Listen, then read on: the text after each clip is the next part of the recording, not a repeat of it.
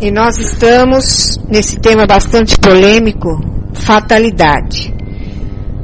Na semana passada nós fomos até a pergunta 852. E hoje... Lembrando que na 851 nós vimos que não existe fatalidade, que tudo está previsto e que o Espírito tem o livre-arbítrio de escolher se aquilo que está acontecendo é bom ou mal para ele. Então hoje nós vamos começar com a pergunta 853. Algumas pessoas só escapam de um perigo mortal para cair em outro.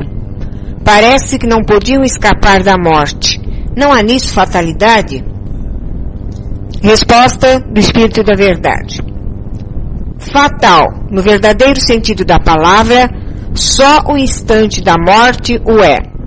Chegado esse momento, de uma forma ou de outra, a ele não podeis furtar-vos. Chegado o momento da morte, ninguém pode se furtar a desencarnar. Essa é a grande lição. Ou seja, ninguém morre depois da hora. Ninguém fica, vamos dizer assim, ganhando tempo extra. Chegou a hora do desencarne, com certeza vai desencarnar. Se teve chance no momento antes, se no momento antes não desencarnou, no seguinte, é porque aquele seguinte é que é o momento. Eu quero que a filha leia a outra, porque a outra complementa mais. Na verdade, Joaquim, essa pergunta se subdivide em em 853A. Assim, qualquer que seja o perigo que nos ameace, se a hora da morte ainda não chegou, não morreremos? Não perecerás, e tens disso milhares de exemplos. Chega. Depois você leu essa. Então veja bem. Chegado o momento do desencarne, qualquer que seja o perigo, você desencarna lá. Lê de novo a resposta, minha filha, por favor.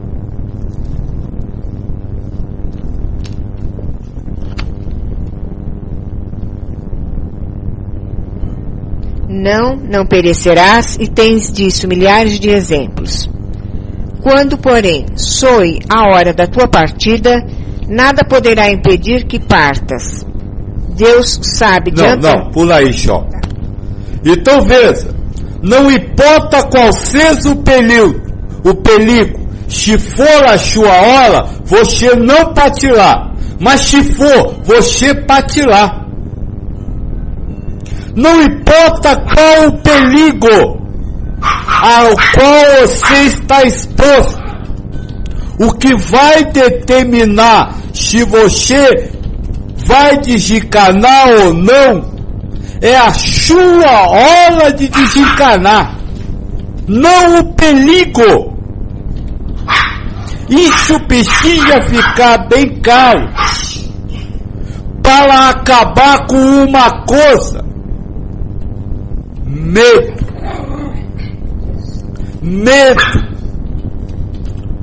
O que adianta você ter medo? Só vai acontecer o que tiver que acontecer. Nada além do que já ia acontecer. É por isso que eu digo, o medo é falta de fé.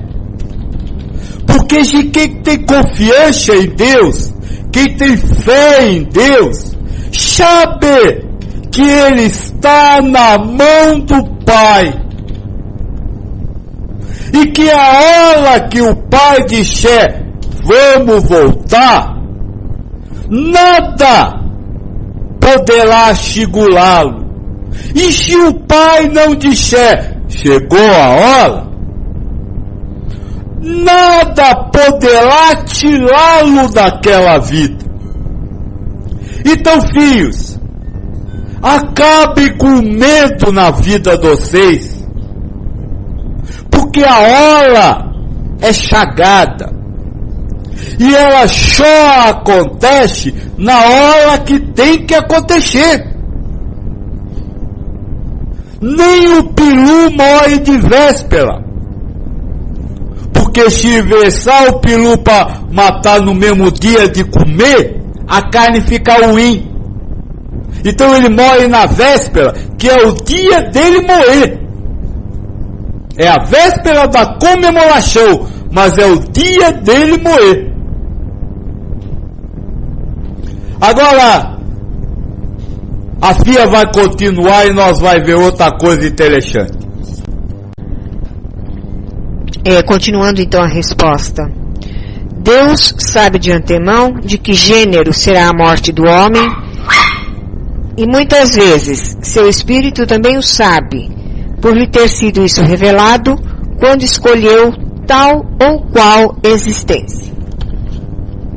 Então, além de você não morrer antes da hora, você vai morrer de uma forma pré-combinada. Você não vai morrer de qualquer coisa. Você não pode ser vítima de uma fatalidade. Por quê? Porque Deus sabe de antemão como você irá morrer. E o Espírito também sabe. Esse texto é fundamental para o fim do materialismo, o fim da materialidade. Enquanto nós não colocar na prática este fim, este ensinamento, nada mudará na vida. Eu vou morrer do jeito que eu tiver que morrer, na hora que eu tiver que morrer. E o outro morreu na hora que ele tinha que morrer, do jeito que ele tinha que morrer. Não há bala perdida, há bala assada. Quem morre assassinado, morreu na hora que tinha que morrer.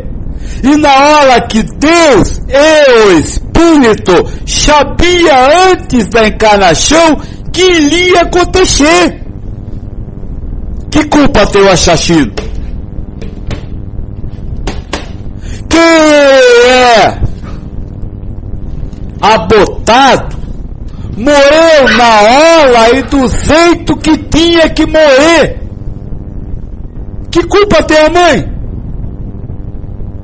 Quem se suicida morreu na hora que tinha que morrer, porque ninguém morre antes da hora, e morre todos, e Deus sabe a forma como cada um vai morrer. É isso que nós precisamos entender nessa pergunta. Não há, como é que se fala, filha? Não, quando se separa umas coisas que pode, exceções. Nessa pergunta, não há exceções. Deus sabe a morte de todos, e nenhum perigo pode consolar uma vida. Então nós temos que usar o ensinamento para tudo, e não ficar criando exceções e dizer, tá certo, tá escrito isso, mas no caso do assassinato não, mas no caso do suicídio não, mas no caso do aborto não. Se nós ficar criando exceções, nós estamos colocando exceções humanas, porque o Espírito da Verdade não colocou exceção alguma. Eu gostaria de fazer uma pergunta, Pai Joaquim. O senhor diria que, no caso, o assassino, o fato dele se tornar um assassino, já pode ser um karma criado por ele mesmo em outras encarnações? Karma em que sentido, filha? O karma de se tornar assassino. Em que sentido você está usando a palavra karma? Castigo ou reação? Reação, né? Reação pode ser de vidas anteriores e pode ser dessa vida. Mas se tudo já é pré-traçado? Ele iria matar, mas não ser um assassino. É diferente. A morte vai ter que acontecer. Mas ele pode passar por esse ato pé-taxado sem receber, vamos dizer assim, a peça de assassino. Então, ser um assassino é um karma, mas é um karma que pode ser decorrente de uma expiação, uma vicissitude, ou pode ser decorrente de uma missão. A pedra pergunta, como saber se é karma ou missão? Paulo ensina, Deus não deixa o homem conhecê-lo pela sua lógica. Ou seja, dentro do raciocínio humano, jamais você saberá. Então é preferível não acusar ninguém. Esse é o objetivo. Eu não sei se aquele assassinato foi decorrente de uma missão ou decorrente de uma vicissitude. Então eu prefiro me silenciar.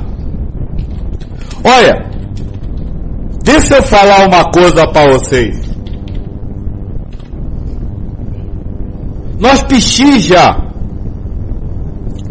aprender a viver.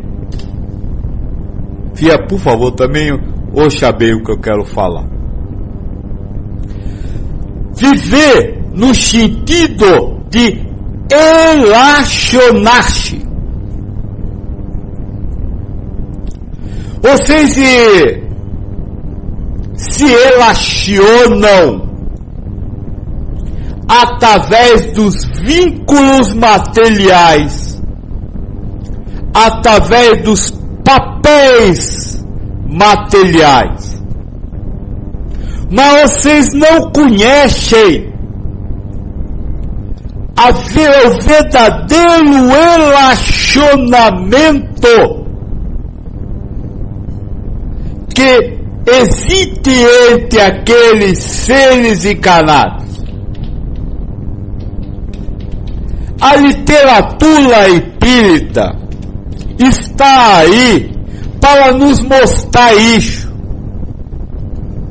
Leiam os romances e vejam como todo relacionamento de uma vida tem fundamentos espirituais de outras vidas. A mocinha é sequestrada por um homem mau para poder se unir com esse homem. Então o sequestro não foi crime.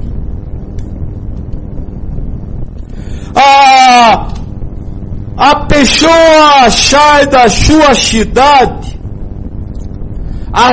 dizendo que vai procurar emprego em outra, e mal encontra uma outra pessoa a casa e vem embora.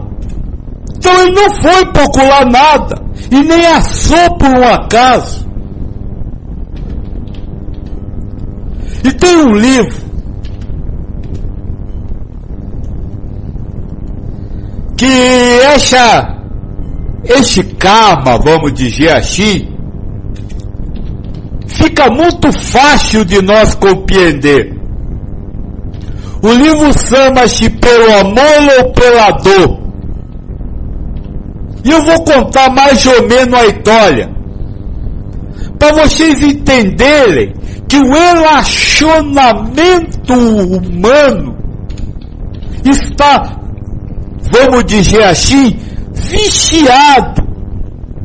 vicioso, por causa dos papéis da vida, e não leva em consideração a realidade espiritual.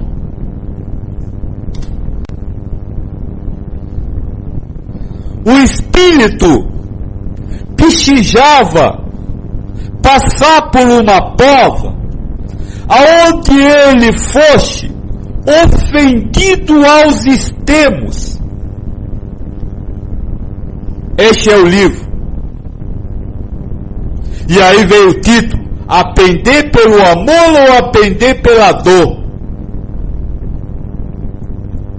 Este homem então escreve dele ser assassinado e sai em busca de alguém que precisava passar pelo papel de assassino.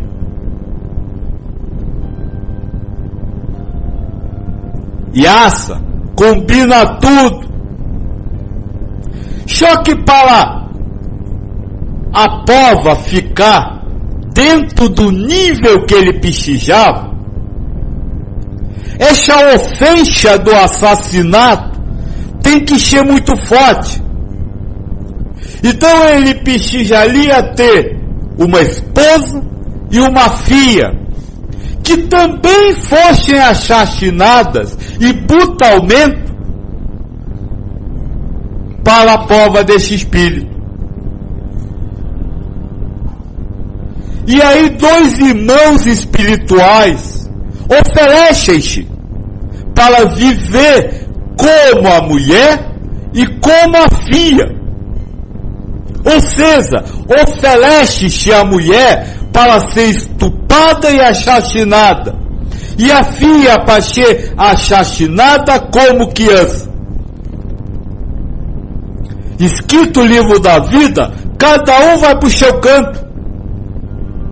E aí, isso entregue à mão de Deus, a interdependência das coisas vai sendo zelada. Cada um nasce na hora que tem que nascer. O marido encontra a mulher na escola, se apaixona, casa, faz sexo, tem uma filha. E um dia, por acaso, este bandido vê a mulher saindo do mercado, estupra ela, mata, vai para a casa do homem, mata a filha na frente do homem e depois mata o homem. Mas essa situação, ou esses papéis, a mulher, a filha, o marido e o bandido, nada tem a ver com a versão humana do acontecimento, porque ela não é esposa dele, é um espírito irmão que aceitou viver aquela encarnação para ajudar o irmão. O assassino não é um assassino, é um espírito que precisava passar por aquilo para poder evoluir. A filha então não era criança, era um senhor espírito elevado, de luz, que se serviu para viver aquela curta vida, só para que um espírito tivesse a sua prova. Quando eu falo, e vocês, muita gente me critica, não pode, batom tem que ir para cadeia, é um bandido, um assassino. É porque Vocês estão presos aos papéis humanos. Vocês estão presos às relações materiais. Mas as relações materiais não existem. Elas são fantasias, ilusões, que servem apenas para criar uma pecha onde as provas do Espírito estão ocorrendo. Então, filhos, eu vou falar uma palavra agora, e por favor não me levem a mal. A moça acabou de falar aí, viver não é construir nada. Sim, viver é destruir tudo. Mas, antes de destruir, é preciso que você tire os antóios. Sabe o que é antóio? Sabe o que é antóio, filha? Antólios. Isso. É aquele negócio para não chegar às laterais, É, né? Que o aquele negócio que o burro usa, o cavalo usa, para não enxergar mais nada do que o que está na frente dele. Tirem os antóios. Não existe ser humano, não existe mundo material. O que existe é o espírito e o mundo espiritual. Acabem com as relações humanas, marido, mulher, mãe, filho. Ouviu, moça? Acabe, porque senão você vai ficar preso na ilusão e não vai conseguir evoluir espiritualmente. Bem, vamos então às perguntas. Vamos começar lá em cima, né? Pelo tanto que eu falei. Leonardo pergunta, o assassino que mata por legítima defesa é que tipo de karma?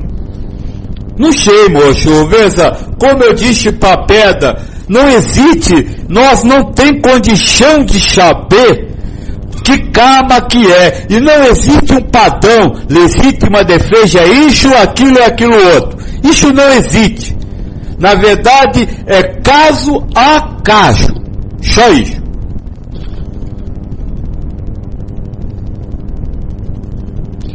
Moab de Uberlândia pergunta, por que os suicidas sofrem no Vale dos Suicidas? Porque são individualistas, porque tem medo, porque tem, como se fala, depressão, porque não acreditam na vida, não porque se suicidam, mas porque vivem num individualismo que leva a um sofrimento extremo, por lixo. Por enquanto é só. Então a gente vai... Você vai falar um pouquinho? Joaquim ainda vai falar um pouquinho. Por favor, conselho de um velho, leia o romance espírita, muito. Por quê? Não no sentido de ler uma literatura, um romance, mas no sentido de você ver essa criação do relacionamento humano. É isso. Isso que você precisa entender. Entender que o relacionamento humano não é feito na vida, mas ele foi criado ao longo da eternidade, não. Como é que se fala? Erraticidade, antes da encarnação, pelos espíritos, para que cada um vivesse o seu karma, a justa reação àquilo que fez anteriormente. Seja este karma uma expiação ou uma missão. Muito bem, temos uma pergunta aqui da Chaine, de Curitiba. Tristeza ou alegria dependem do espírito ou independe do seu livre-arbítrio? Ou seja, eu, espírito, consigo controlar minhas tristezas ou alegrias? Olha, a pergunta é difícil de responder, porque você, espírito, consegue controlar se você está feliz, não é alegria, é felicidade incondicional, ou se você está no sofrimento. Você consegue. Mas você, ser humano, não consegue ver o que o espírito escolheu. Deixa eu explicar melhor. Vamos dizer, e eu conheço você, vamos dizer que você está passando pela rua e tem um moço batendo num cavalo. Você vai ficar triste. Mas é você, ser humano, porque essa tristeza é uma sensação que o ego está lhe dando. Agora, você, espírito, pode entrar nessa tristeza ou não. Então eu diria que você, ser humano, tenha seus sentimentos, sensações, dirigidas pelo ego. Mas você, espírito, não. Mas você, humano, não tem condição de saber o que o espírito escolheu.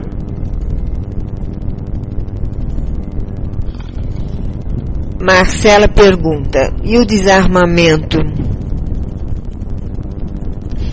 Que desarmamento? Você acha que a lei vai dar certo? Por que as outras não deram? Olha, deixa eu contar uma historinha. Acho que você não conhece essa historinha, essa é nova. Acho que também você não conhece, filha. Um dia, nasceu a filha do rei. Fizeram uma festa grande. Esqueceram de chamar a buça.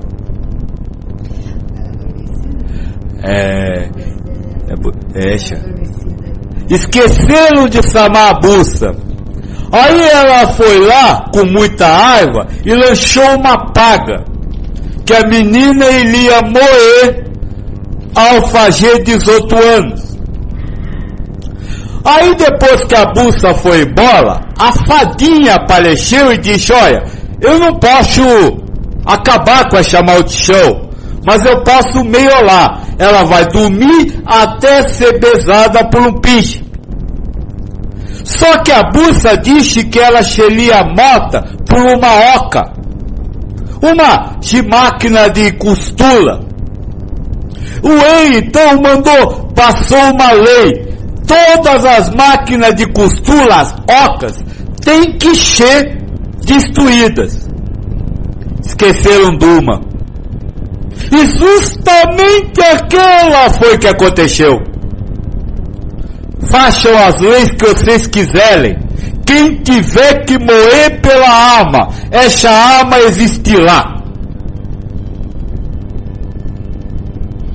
Ou seja, a lei do karma não pode ser descumprida.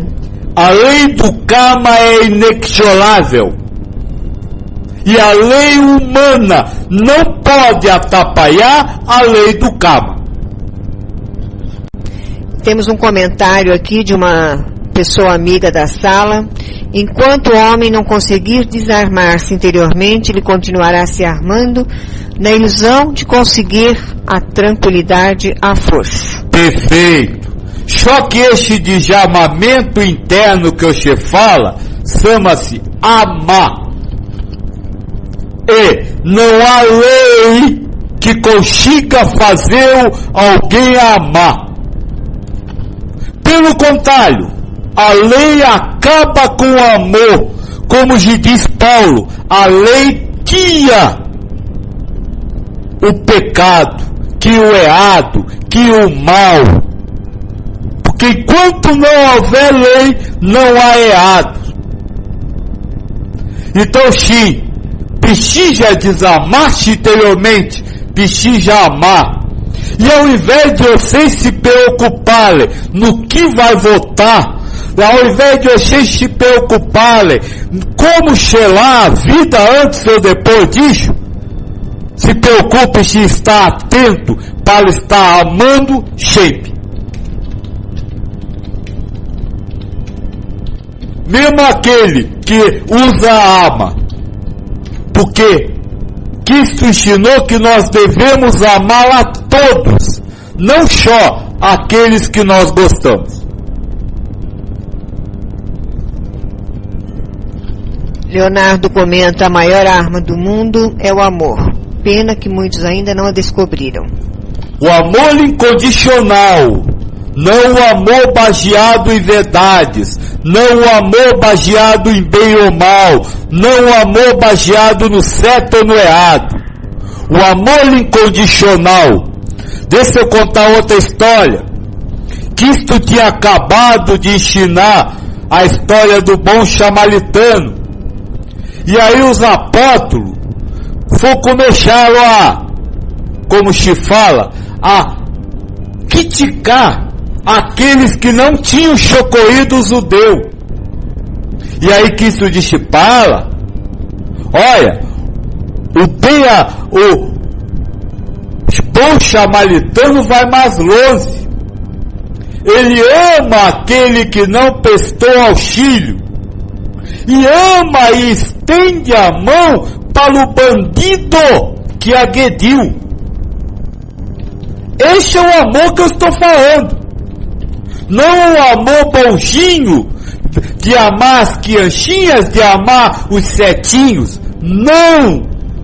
O amor incondicional, o amar a todos, independente do que eles façam. Vamos à pergunta 854. Do fato de ser infalível a hora da morte, poder-se-á deduzir que sejam inúteis as precauções que tomemos para evitá-la? Resposta: não, visto que as precauções que tomais vos são sugeridas com o fito de evitardes a morte que vos ameaça. São um dos meios empregados para que ela não se dê. Veja, não existe precaução contra a morte.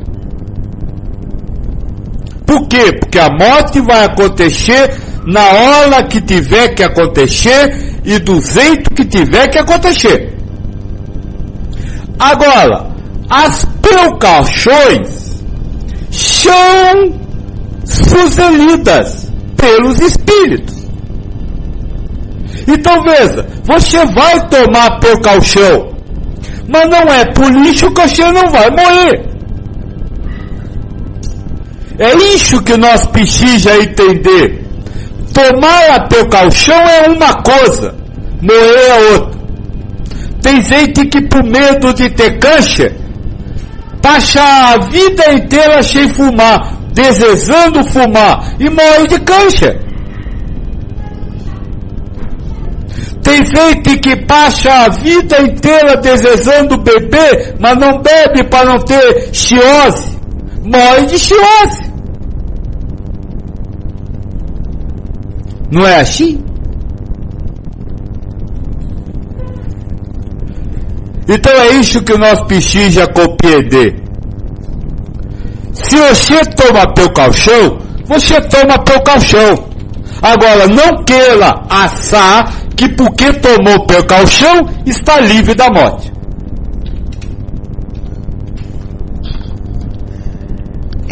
De Uberlândia, Zazá pergunta: vai sempre existir as diferenças sociais? É isso que nós estudamos no capítulo. Sim, vão sempre existir as diferenças enquanto o homem precisar delas. Ou seja, enquanto isso for prova para o espírito.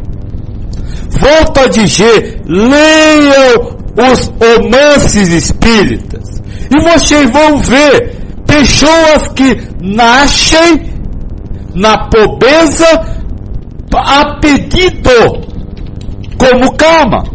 Então é preciso haver as diferenças sociais enquanto houver esse karma.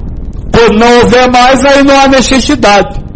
Então não é, vamos dizer assim, com doações ou por ação humana que as diferenças acabarão.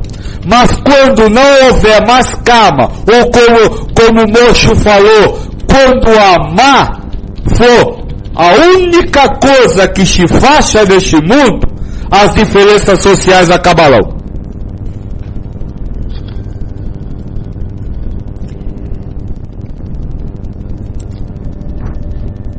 Temos um outro excelente comentário de um colega ou de uma colega aqui da sala. As diferenças sociais sempre existirão, pois que nem todos foram criados simultaneamente. Uns são mais evoluídos do que outros, mas com a evolução, embora não venha a existir a igualdade, pelo menos haverá mais equidade, com mais respeito entre as pessoas e oportunidades iguais para todos. Exatamente. E Lares comenta, meu pai foi assim, cuidava o tempo todo da saúde, não fumava, não bebia, morreu de câncer. Obrigada pelo comentário. Então só exemplifica o que eu falei. Tome as precauções, mas não ache que por causa disso você está livre daquilo, daquela doença ou daquela morte. Vamos então à pergunta 855. Com que fim nos faz a providência correr perigos que nenhuma consequência devem ter? Ou seja, aqueles que aonde não haverá morte. O fato de ser a tua vida posta em perigo constitui um aviso que tu mesmo desejaste, a fim de te desviares do mal e te tornares melhor. Se escapas desse perigo, quando ainda sob a impressão do risco que correste, cogitas, mais ou menos seriamente, de te melhorares, conforme seja mais ou menos forte sobre ti a influência dos espíritos bons. Sobrevindo o mau espírito, entre parênteses, digo mal, subentendendo o mal que ainda existe nele, entras a pensar que do mesmo modo escaparás a outros perigos e deixas que de novo tuas paixões te desencadeiem. Por meio dos perigos que correis, Deus vos lembra a vossa fraqueza e a fragilidade da vossa existência. Se examinardes a causa e a natureza do perigo, verificareis que, quase sempre, suas consequências teriam sido a punição de uma falta cometida ou da negligência no cumprimento de um dever. Deus, por essa forma, exorta o espírito a cair em si e a se emendar. Ou seja, para que acontecem os perigos na vida, minha filha? É para a gente lembrar de tantas coisas que nós esquecemos, né? Para que você adquira a consciência de que vai morrer. De que um dia você vai morrer. De que um dia você terá que retornar ao Pai e aí se explicar de tudo aquilo que fez nessa vida. O perigo é para que você não viva com a consciência da eternidade que você vive. Olha que Deus lindo, que Deus maravilhoso, que sabe que o ego não lhe deixa viver com a consciência de que essa vida vai acabar. E de tempos em tempos lhe lembra, filho, você está temporariamente humano. Você é um espírito. Essa vida humana acabará e você terá que voltar para a eternidade. É para esses perigos. E o verdadeiro espiritualista, ele não espera os perigos para se lembrar da transitoriedade da vida carnal. Ele busca viver cada segundo com a consciência de que pode ser o último. Ele busca viver cada segundo com a consciência de que ele está aqui para fazer provas e não para ir a boato, não para ver novela, não para trabalhar, não para fazer fio, não para namorar. Ele está aqui para amar. Então o verdadeiro espiritualista a cada momento busca se conscientizar dessa realidade. Para quê? Para que ele possa estar sempre pronto a se apresentar ao Pai. O materialista, e neste momento eu estou falando inclusive com aqueles que são religiosos, não vive com essa verdade. Eles são religiosos dentro das riquezas, dentro dos templos, dentro dos centros, mas não vivam a sua religiosidade no dia a dia, a cada momento. E assim, quando chega a hora pré-determinada e que ele só sabe espiritualmente e não materialmente, não está pronto. Aí chega lá em cima e diz assim: Deus, eu não sabia aquela gola, deixa eu voltar para fazer tudo de novo. E aí começa outra encarnação. Então, filhos, aproveitem este ensinamento que é sábio e passem a viver com isso. Sua mãe pode morrer daqui a um segundo.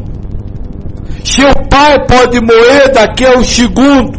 Seu filho pode morrer daqui a um segundo. Você pode estar morto daqui a um segundo. Faça, transforme a sua vida de tal forma que quando este segundo chegar, você não se arrependa de nada. Vamos lá, pergunta 856. Sabe o espírito antecipadamente de que gênero será sua morte? Sabe que o gênero de vida que escolheu o expõe mais a morrer desta do que daquela maneira. Sabe igualmente quais as lutas que terá de sustentar para evitá-lo, e que, se Deus o permitir, não o sucumbirá. Antes havia dito que ele sabe de acordo com o gênero da prova. Veja, se dentro do gênero da sua prova você escolheu viver numa cidade pacata, aonde não há crimes, é quase improvável que você morra de uma forma brutal. Agora, se você escolheu viver numa cidade grande, se você escolheu ser uma pessoa orgulhosa, ou uma pessoa nervosa, ou uma pessoa de personalidade forte, o risco é muito grande. Só isso. Pergunta 857. Há homens que afrontam os perigos dos combates, persuadidos de certo modo de que a hora não lhes chegou. Haverá algum fundamento para essa confiança? Muito a miúde tem o homem o pressentimento do seu fim, como pode ter o que de ainda não morrerá. Esse pressentimento lhe vem dos espíritos seus protetores, que assim o advertem para que esteja pronto a partir, ou lhe fortalecem a coragem nos momentos em que mais dela necessita. Pode vir-lhe também da intuição que tem da existência que escolheu, ou da missão que aceitou e que sabe ter que cumprir. Pressentimento, intuição, não certeza. Jamais o ser humano terá certeza da forma e hora da morte. Ele pode, vamos dizer assim, ter uma intuição, ter um pressentimento, mas nunca uma certeza. Por quê? Porque se tivesse a certeza, ele desceria para trabalhar espiritualmente no último mês, vamos dizer assim. Quem que estaria enganando alguém? 858. Por que razão os que pressentem a morte a temem geralmente menos do que os outros? Quem teme a morte é o homem, não o espírito. Aquele que a pressente pensa mais como espírito do que como homem. Compreende ser ela a sua libertação e espera. Esse ensinamento é interessante. Mas mais interessante aí é o espírito da verdade separar homem e espírito. Coisas diferentes.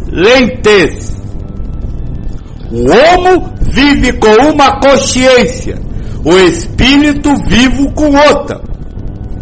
Isso também está escrito aí. E nós precisamos então entender que a nossa consciência, quando encarnada, é a consciência homo. Mas essa consciência não é a consciência do espírito. Porque tem muita gente se enganando, dizendo que tudo que ele pensa nessa vida, tudo que ele acha nessa vida, tudo que ele sabe nessa vida é espiritual. Mentira!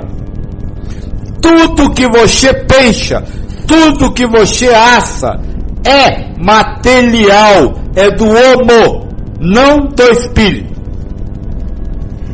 859. Com todos os acidentes que nos sobrevêm no curso da vida, se dá o mesmo que com a morte, que não pode ser evitada quando tem que ocorrer? São de ordinário coisas muito insignificantes, de sorte que vos podemos prevenir deles e fazer que os eviteis algumas vezes, dirigindo o vosso pensamento, pois nos desagradam os sofrimentos materiais. Isso, porém, nenhuma importância tem na vida que escolhestes. A fatalidade, verdadeiramente, só existe quanto ao momento em que deveis aparecer e desaparecer deste mundo. Então veja bem, há uma coisinha interessante ali. Ele fala que você pode, vamos dizer assim, libertar-se de alguns perigos, dirigindo o seu pensamento. Essa informação é importante. E vamos tentar entender ela. Você não pode se libertar da situação do ato, mas você pode se libertar do perigo. Vou dar um exemplo. Se você anda na rua e você é assaltado, disso você não pode escapar. Agora você pode escapar de, ao ser assaltado, não se sentir em perigo. São duas coisas diferentes. Mas para isso é preciso que você aprenda a controlar o seu pensamento. O perigo não está no que está acontecendo. Você ser assaltado. O perigo está no seu pensamento, que lhe diz que é perigoso ser assaltado, porque você pode levar um tiro. Mas nós vimos, não vai levar, e se levar, tinha que levar, não era perigo, não era fatalidade. Então veja, você precisa aprender a controlar seu pensamento. Ou seja, você precisa assumir o comando da sua vida. Hoje, quem comanda a sua vida é o seu pensamento. Ele lhe diz o que deve ver, ele diz o que deve fazer, ele lhe diz o que você deve sentir. E aí o ser humano vive de perigos em perigos, vive de infortúnios em infortúnios, porque é escravo do pensamento que é zelado pelo ego, pela mente. Então veja, se há um trabalho, se há uma construção a ser feita nessa vida, desculpa,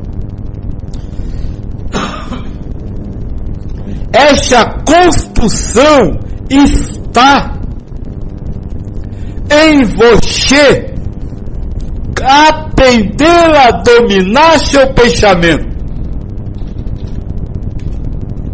mas não construindo pensamentos novos ao qual se subordina, mas não acreditando, destruindo o poder de verdade, de realidade que os pensamentos lhe dão.